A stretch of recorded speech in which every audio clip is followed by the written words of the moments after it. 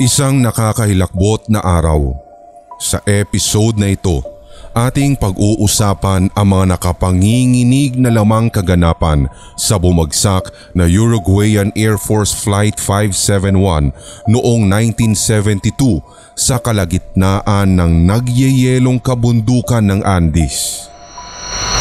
Naikwento nga ba ng Netflix film na Society of the Snow ang buong katotohanan?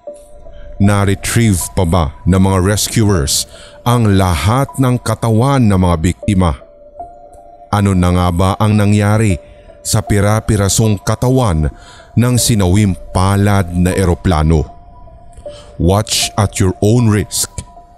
Ako po si Red at ito ang Hilakbot Haunted History.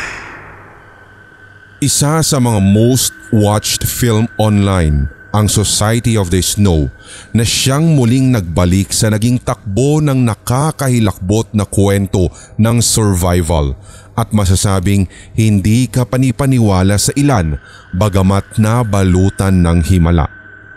Sa katunayan, makailang ulit na ring naisabuhay ang kwento ng Flight 571 sa pelikula at una na rito ang inilabas noong 1976 na may pamagat na Survive na sinundan ng Alive na ipinalabas naman noong 1993. Ang tunay na kwentong ito ay nagsilbi ring inspirasyon upang mabuo ang 2021 American TV series na Yellow Jackets. Sa kasalukuyan, 26 na libro, 9 na dokumentaryo at 4 na pelikula na ang nagsabuhay sa mga kaganapan ng Flight 571.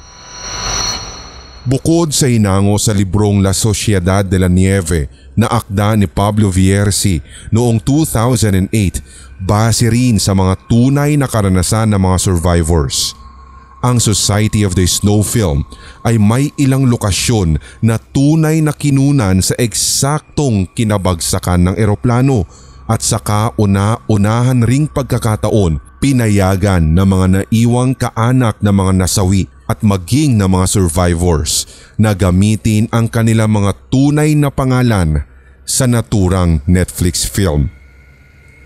Kung ikaw ka-haunted history, ang mga nanonood o nakikinig ngayon, kung sakaling isa ka sa mga pasahero ng sinawim palad na eroplanong ito, sa tingin mo kaya'y makakasurvive ka sa loob ng 72 araw nang walang sapat na makakain, lalo nang maiinom at tanging makakapal na nyebe ang iyong nasisilayan sa kalagitnaan ng bundok na tila wala ng hangganan at nasa taas pa ng halos 11,000 feet?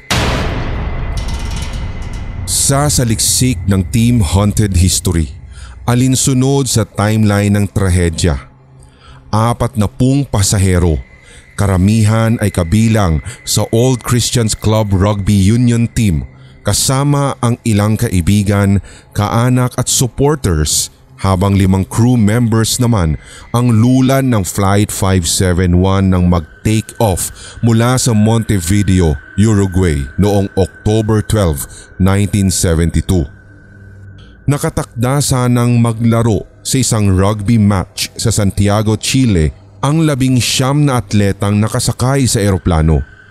Sa tala, 29 ang otomatikong nasawi kung kaya't 16 ang nakaligtas sa tiyak na kamatayan. Pinaniniwalaan na kung may ilang buhay pa mula sa mga nahigop sa likurang bahagi ng nawasak na buntot ng eroplano, ay tiyak na ang kanilang mga tinamong sugat ang siyang nagpahina sa mga ito, ibukod pa ang katotohanang napakalamig ng klima sa lokasyon at syempre, kagutuman. Ilan pa sa mga survivors ay namatay makaraang mabaon din sa makapal na yelong sanhi ng avalanche na naganap sa 18 araw makaraan ng plane crash. Pagsapit ng 72 araw ay saka lamang nasagip ang 16 na survivors at ligtas rin silang naiuwi sa kani-kanilang mga tahanan. Sa isang artikulo, isinalarawang naging komplikado ang rescue and retrieval operations sapagkat naganap ang pagbagsak sa teritoryo ng Argentina, subalit ang nanguna sa rescue operations ay ang mga Chilean authorities. Ayon pa rito, kung sakaling naganap o bumagsak ang eroplano sa teritoryo ng Chile, madali umano nilang maiaalis ang mga labi ng mga nasawi, subalit kalaunan ay nagdesisyon din ang mga ito na huwag munang pakialamanan sapagkat nangangailangan ito ng pag-aproba ng pamahalaan ng Argentina. Sa kabutihang palad, ikinonsulta ng pamahalaan ng Argentina sa mga pamilya ng biktima ang kanilang gagawing hakbangin hanggang sa nauwi sa desisyon na walang katawan ng mga nasawi ang i-retrieve, bagkus ay ililibing na lamang sa mismong crash site. Sa 28 nasawi, 13 katawan lamang ang natagpuang buo pa habang ang 15 ay mga kalansay na lamang. Hindi lingid sa kaalaman ng mga nakapanood o kaya naman ay nakakaalam sa istorya. Ito ay bunsod ng kanibalismo, gawa na rin ng sobrang kagutuman ng mga survivors. Tama ang inyong nadinig. Kinain ng karamihan sa mga survivors ang laman ng ilang katawan upang maipalaman sa sikmurang ilang linggo nang kumakalam at dala na rin ng kawalan ng pagpipilian at nauupos na pag-asa. Sa utos ng otoridad, gumawa na lamang sila ng common grave para sa mga labi at pagsapit ng January 18, 1973, ilang katao kabilang ang isang pari ang nagtungo sa mismong lokasyon kung saan bumagsak ang eroplano para bendisyonan ang mga ito at tuluyan ng maihimlay ang mga hindi na kinuhang mga katawan, bagamat wala din ni isa sa mga kaanak ng mga biktima ang pinayagang makasaksi sa burial rites. Ayon sa cinemaholic.com, nilagyan na lamang ng stone altar, krus at memorial plaque ang common grave na ito na inilaan sa mga nasawi, at ito na ang nagsilbing marker sa naturang lokasyon. Nakaukit pa ang mga salitang ito na kung isasalin sa Ingles ay "The world to its Uruguayan brothers. Close, O God, to you." Hanggang sa kasalukuyan ay nakatindig pa rin ang memorial site markers base sa mga professional hikers na napapadaan sa naturang lokasyon na siya namang nagre-retrace sa naging trail ni Hernando Parrado at Roberto Canesa nang sila ay naglakas loob bumaba ng kabundukan upang makahingi ng tulong. Sa tala, 10 araw ang itinagal ng kanilang pag-hike upang makababa lamang ng naturang bundok. Dagdag pa ng mga hikers, makikita pa rin ang ilan pang nagkalat na gamit na mga lulan ng Flight 571 sa tuwing natutunaw ang makakapal na nyebe. Samantala, ang mga labi ng biktimang si Rafael Chavarin ay naiuwi at nailibing sa kanilang lugar, at ito ay dahil sa kanyang ama na si Ricardo. Sa mga nasaliksik na testimonya ng mga nakaligtas, bago umano bawian ng buhay si Rafael noong November 18, mariin niyang inihayag na ayaw niyang maiwan ang kanyang katawan sa Andes, kung kaya't hiniling niya sa mga kaibigan at kasamang survivor, lalo sa mga makakabalik ng buhay, na hanapin ang kanyang ama at hayaan ang kanyang amang si Ricardo ang siyang mag-uwi sa kanyang mga labi. Upang tugunan ang huling hiling, hindi inilibing ng kanyang mga kasamahang survivors ang katawan ni Rafael. Bagkus ay isinilid lamang ito sa isang body bag at minarkahan pa.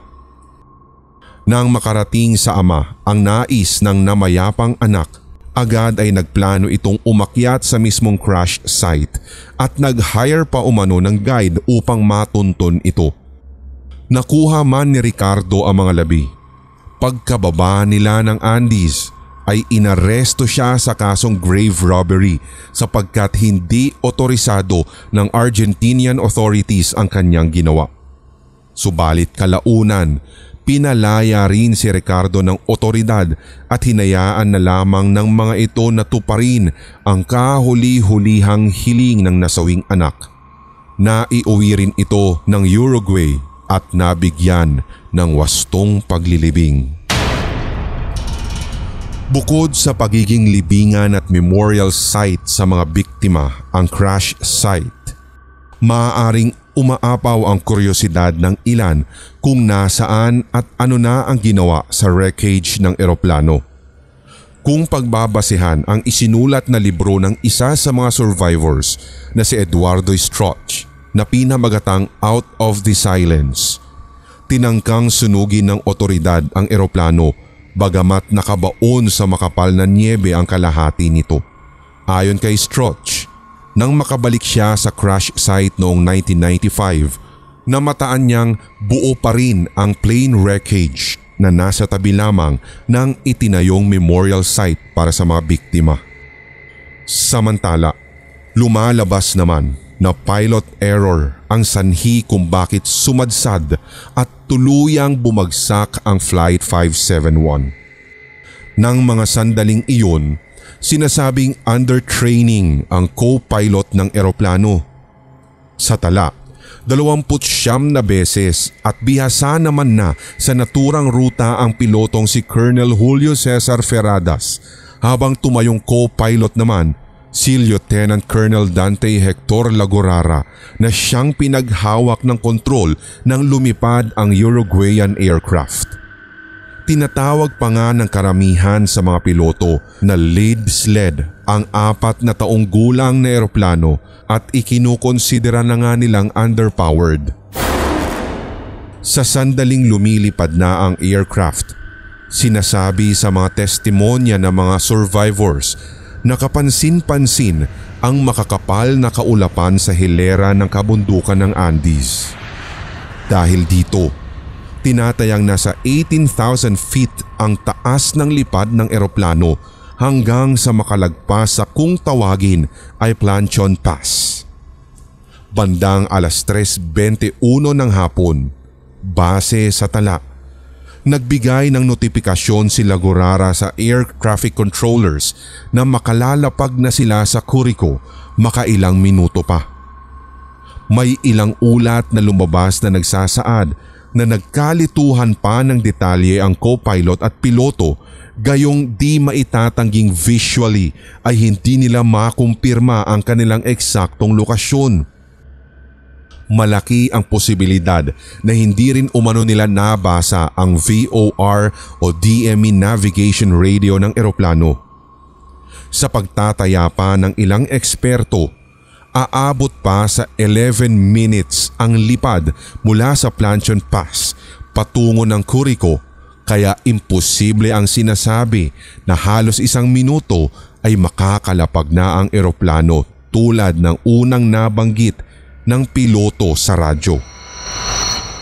Makailang saglit pa, muling nagradyo ang co-pilot ng Flight 571 sa Santiago na kailangan nilang lumihis pahilaga dahil ayon sa kanila, overflying na sila sa Curico. Humingi umano ito ng permiso sa air traffic control upang mag-descend na siyang binigyan naman ng otorisasyon ng una sa taas na 11,500 feet. Dahil sa kawalan ng radar coverage, hindi alam ng mga piloto na nasa Andes Mountain Range pa rin pala sila. Sa pagkakataong bumaba na sa nabanggit na altitude ng eroplano, dito na sila nakaranas ng turbulence. Sa una, nagawa pa umanong gawa ng biro ng mga players ang naranasang pag-uga ng kanilang sinasakyan na dulot ng turbulence. Subalit tila umurong ang dila at napipi ang lahat nang mapansing napakalapit ng eroplano sa mismong mountain range. Dahil dito, muling iniakyat ng mga piloto ang altitude at ayon kay Robert Canessa, isa sa mga survivors, kapansin-pansin na tila naging vertical pa ang eroplano hanggang sa yumanig at sumalpok na sa isang bahagi ng bundok. Dagdag pa ng mga saksi, 3 beses umanong bumangga ang eroplano. Unang sumalpok ay ang tail cone ng aircraft na otomatikong natanggal at ito ang naging sanhi ng pagkawasak ng likurang bahagi kasabay ng paghigop sa 3 pasaherong nakaupo sa naturang lokasyon kasama ang navigator at ang flight attendant. Sumunod na napuruhan ay ang kanang pakpak nito at ayon sa mga saksi, ito ang siyang humati sa isang mataas na glacial ridge ng Andes. Agad naman itong nasundan ng pagkakabali ng kaliwang pakpak at ito naman ang tumama sa gitnang bahagi ng katawan ng eroplano at mas lalo pang nawasak ang kalagitnaang katawan ng eroplano nang ang mga propeller ng kaliwang pakpak ay tumama na sa katawan nito. Tinatayang aabot sa 220 miles per hour ang bilis ng pagsadsad ng fuselage hanggang sa ito ay bumangga sa matigas na snowbank, dahilan upang tumilapon sa harapan ng cockpit ang ilan pang natitirang pasahero. Ayon sa saliksik ng Team Haunted History, ilang oras makaraan ng huling radio communication, agad na isinagawa ang Air Search and Rescue Service at ito ay pinangunahan ng Chilean authorities. At 4 sa mga aircraft nito ang agad na lumibot sa kalawakan ng Andes. Dakong 6:00 ng October 13, 1972, nakarating na sa media outlets ng Uruguay ang masamang balita. Sa paniniwalang nasa inaccessible area ng Andes bumagsak ang eroplano, humingi na rin ang otoridad sa Andes Rescue Group of Chile o CSA ng tulong. Sa ikalawang araw ng search and rescue, aabot na sa 11 aircraft ang lumibot sa pinaniniwalaang remote area ng Andes sa pag-asang matatagpuan ng bumagsak na eroplano. Nagsanib puwersa na rin kung tutuusin ng Argentina, Chile at ang Uruguay authorities para sa agarang pagsagip kung sakaling meron pang survivor. Sa katunayan mga ka-haunted history, sinasabing makailang ulit na palang nalalagpasan ng mga rescuer ang naturang crash site, subalit hindi umano agad sila nakikita sapagkat nababalutan ng napakaputing nyebe ang kabundukan at ang sinawing palad na aircraft ay kulay puti rin. Gamit ang mga na-recover na lipsticks, sumulat ng malalaking letra na SOS ang mga survivors sa ibabaw ng fuselage at hinugis ding SOS ang mga nakita at nagkalat na luggage.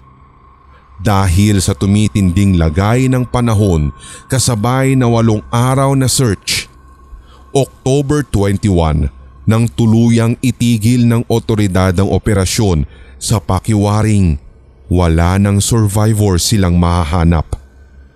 Sa tala, itinakda nilang Disyembre na ipagpapatuloy ang kanilang operasyon sa sandaling matunaw ang yelo sa bundok, subalit ito ay upang i-recover na lamang ang mga katawan o labi ng mga biktima. Dahil sa kawalan ng tulong base na rin sa nadinig na balita mula sa transistor radio ng eroplano, ang lahat ng nakaligtas ay tila inanod sa desperasyon. Gawa ng papaubos ng pagkain katulad ng maliliit na piraso ng biskwit, tsokolate at bote ng wine na kanilang pinaghati-hatian, dito na naisipan ng isa sa mga survivor na gamitin ang piraso ng metal mula sa bumagsak na eroplano upang matunaw ang nyebe na kanyang hahakutin at pagkatapos ay isasahod sa bibig ng bote ang mga natutunaw na yelo upang nang sa ganun ay meron din silang mainom.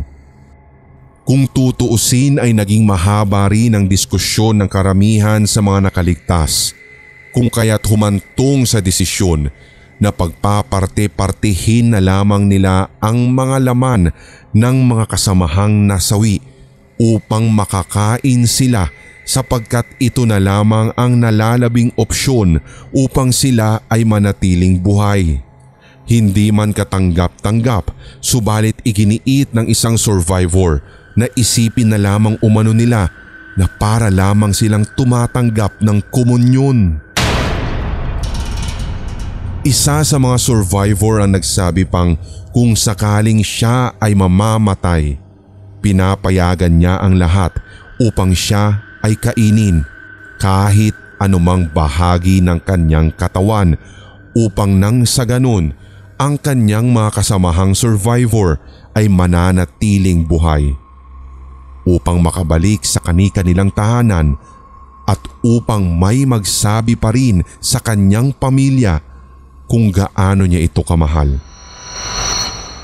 Nakasumpong man ng pansamantalang solusyon, subalit nabawasan pa rin ang bilang ng mga nakaligtas dulot ng 2 magkasunod na avalanche na siyang nagbaon sa fuselage at sa lahat ng naroroon.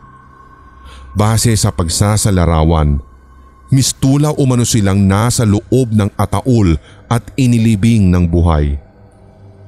Dahil sa matinding pagkakabaon mula sa rumaragasang nyebe, ang nagsilbing pagkain ng mga natitirang survivor sa loob ay ang kapwa naman nila survivor na namatay dulot ng avalanche. Makalipas ang 3 araw, dito na nagawan ng paraan at nakalabas sila ng eroplano. Dito nga'y nakakita pa sila ng ilang piraso ng makakain at alak na maiinom. Gayon din ang mga luggage na naglalaman ng makakapal na kasuotan.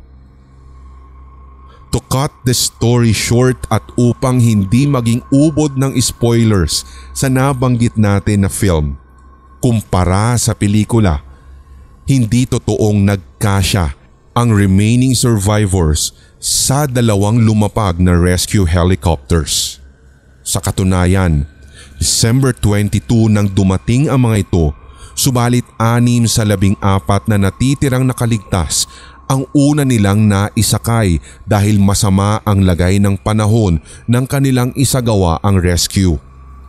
Binalikan naman ang natitirang 8 survivors kinabukasan.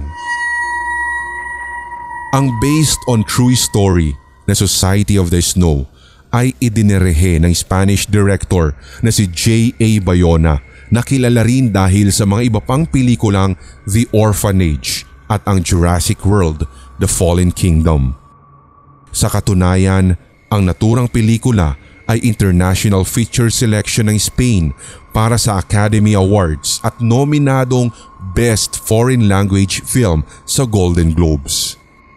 Ayon sa panayam ng BBC kay Bayona, ang survival story na ito ay isang horrible story kung tutuusin, subalit hindi umano niya itinuon sa horror ang aspeto at shock values ang kanyang pelikula, bagkus ay sa acts of generosity, pagkakaibigan at iba pang human aspects.